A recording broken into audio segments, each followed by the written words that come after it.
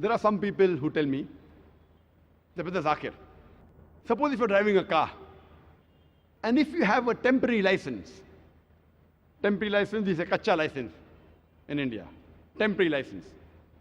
And if you have an accident, the police will give you a small fine.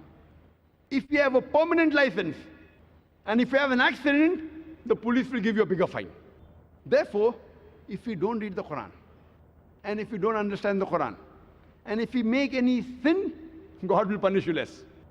If you understand the Quran, and then if you commit a sin, then God will give you double punishment. Very good logic. So why do you understand the Quran? Behave like a person who have a temporary license and enjoy life. Less punishment. I told this brother, for sake of argument, I agree with you, that a person who has a temporary license, a person who has a kacha license, if he has an accident, maybe the police will fine him with 1,000 rupees or $1,000. And if a person who has a permanent license, if he has an accident, maybe the police will fine him double, 2,000 rupees or $2,000. Okay, I agree with you. But the point to be noted is that if a person who has a permanent license, in 1 year the chances he'll have an accident is maybe 1.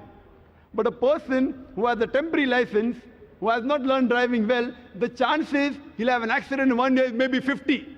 So at the end of the year, the person who has permanent license pays a fine of 1,000 rupees or $1,000.